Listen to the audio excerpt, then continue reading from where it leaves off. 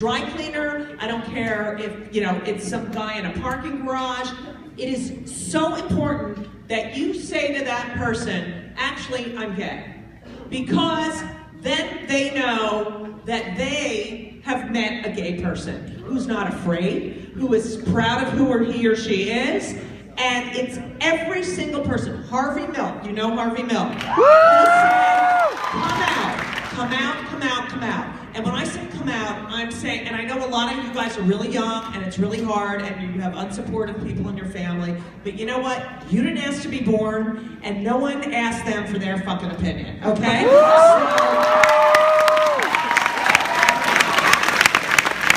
proud, and if you feel uncomfortable, it'll come with time, but it's important as you become adults to, the first thing, I'm gay. And I swear to God, I don't care who the hell it is. It is important that you say it. That people know that there are gay people right next to them. That people know that their neighbors are gay, their male people are gay. And that is what is going to change the world. Dick Cheney, who I couldn't hate more than anyone else in the entire world, has a gay daughter. And until she came out, he was this virulent anti-gay, person. Very right-wing Republican. And it's because, she came out and you realized, oh my God, my daughter's gay. I love her. John Huntsman, he's another, he's a senator. His daughter came out. All of a sudden, he's pro-gay. And this will keep happening as we come out. And if you think no one in your family is gay,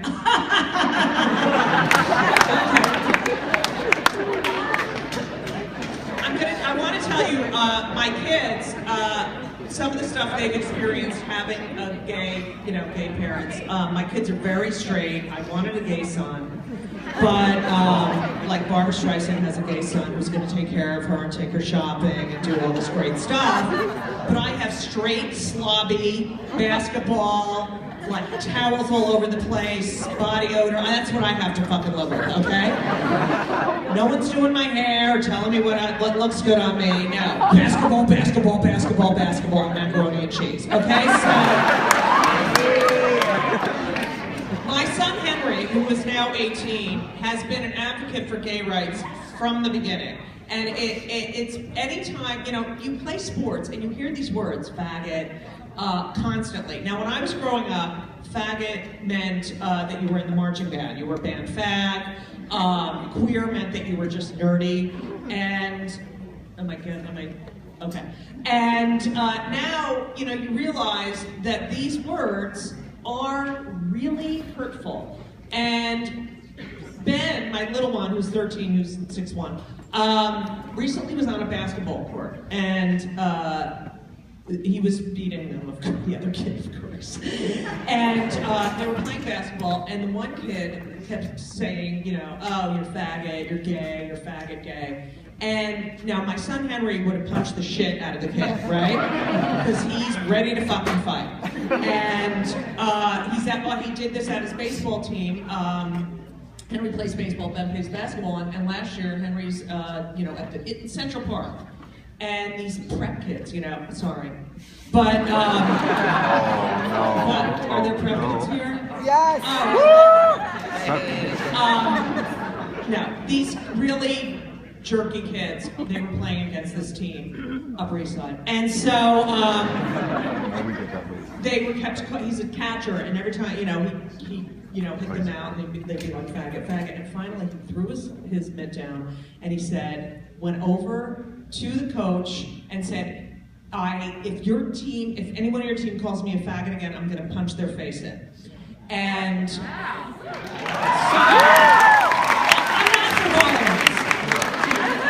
So they had a whole discussion, and I'm not kidding, the prep team, Upper East Side coach came over, apologized, and said, I have to tell you, I'm gay. And he came out to his team, and he came out to everyone there, and it took this awful situation to have this man come out. And it's so sad that is what it takes. So, in a way, sometimes hate speech is helpful to show the world what we have to deal with. Like the Westboro Baptist Church, they are the most disgusting human beings in the world. And yet, we oh, you don't think we have it hard? Look at this. So, you know, it is a learning tool. Now, Ben, who was the complete opposite of Henry, was recently playing basketball at a schoolyard, and the kids faggot, and Ben went up to him and said, why do you hate gay people? And he said, I don't hate gay people. And he said, well, when you use words like that and talk like that, it sounds like you hate gay people. That was my preferable way of dealing with it. But you know what? Sometimes, you know, I guess I shouldn't incite violence here, huh? But that's the best. I really do believe confronting people and ask them. Just say, you know, oh, are you homophobic? Are you know, there's so many people who say, you know, it's a choice, and especially in our government. And we've been used so many times to win elections. We're gonna end, you know, marriage as we know it. I mean, how many people get divorced? There's bachelor. What do they get married for like 10 minutes and then they, you know, that's marriage. We're fighting for our equal rights. When gay people get married, do they go to church? Do they go to synagogue? No, they go to City Hall because it's about human rights. They go to City Hall and get a certificate saying, you know what? I want to visit my partner in the hospital. I want to not have to pay $1,000 billion in taxes because my partner died. And when straight people who are married, that, you know, doesn't happen. And I have to tell you that I never fucking thought in my entire life that we would be able to get married. And now 37 states allow gay marriage, and it's going to be all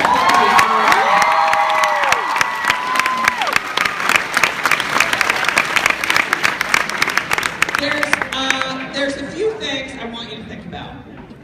I want you to look around and think about how boring the world would be without the LGBTQ community. How boring would people's lives be?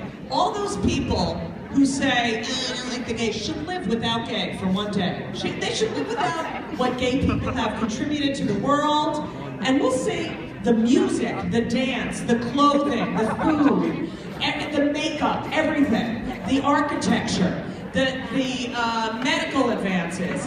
Let's see what the world is like without gay people. A snooze fest, I'll tell you that right now.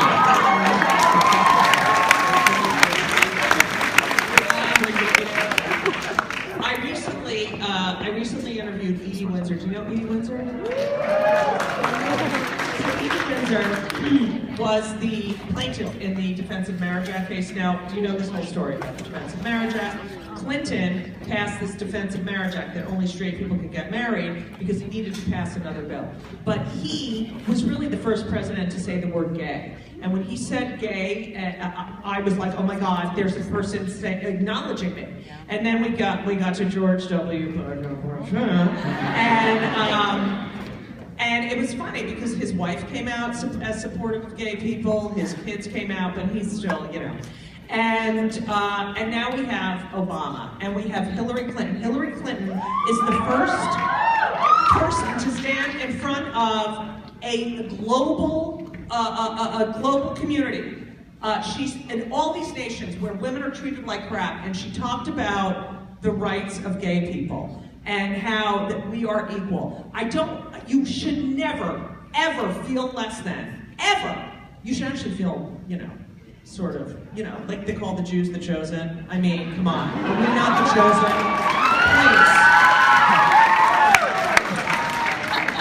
Please. You should never feel afraid. You should be proud of who you are. I cannot believe, when I was in high school, it was, you could never say, please, we all knew who the gay people were, and you could never have a community like this. It was, I can't tell you how this warms my heart. And Edie Windsor, is anyone in a relationship here? Do we have any people who are in relationships? Wow. All right, so these people are taken, no flirting today, okay? Edie Windsor, I interviewed her. She was the plaintiff in the case. She went before the Supreme Court because her partner, 40 years, died of MS, and she received this bill for $363,000 in the mail from the federal government, and it was for an inheritance tax. And of course, if you're married, you don't pay an inheritance tax. And she refused to pay the bill. And she went before the Supreme Court, and look, paying taxes is the most Republican, is it not? It is the most Republican cause. I don't want to pay my taxes, I don't want to pay my taxes. And here you're taking a woman who worked at IBM, worked on the first computer ever made. It was the size of a city block in New York. Her partner was a psychiatrist, and they were incredible people, and yet you're saying that she has to pay money because they were not legally married.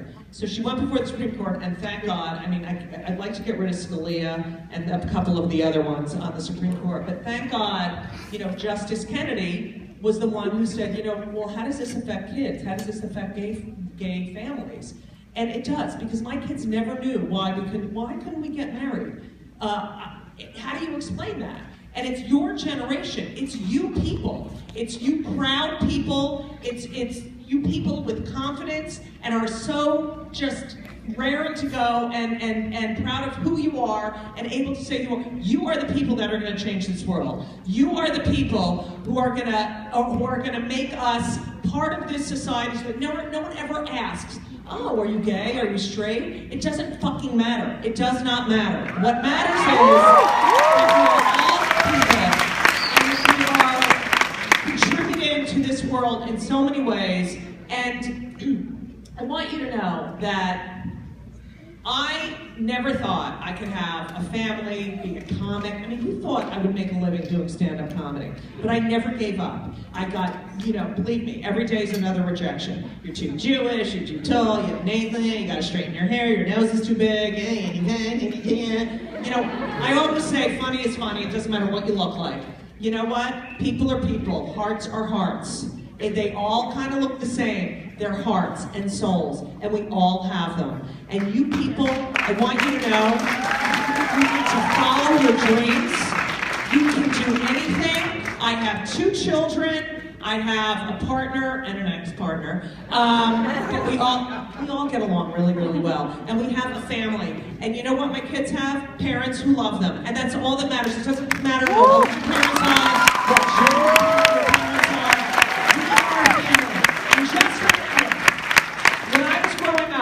You know, a lot of us couldn't go, I don't know, where are the gays? Here,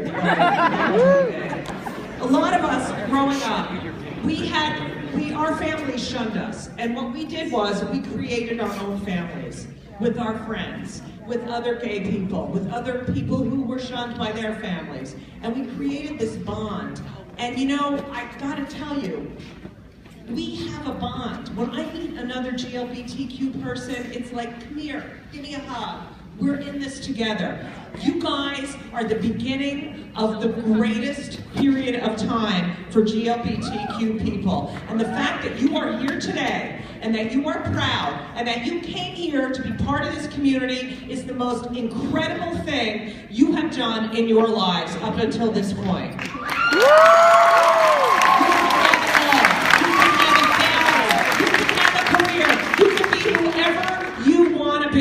Just remember that you are special, that you are perfect, and who you love is who you love, and all that matters is that you love. And you guys go get them, okay? Because I am so fucking proud. So today should be one of the greatest days of your life. And you go home and you hug. Are you all out to your parents or no? If you're not out, call me. I will come out for you. Okay? I'm proud of who you are. Have the best fucking day possible.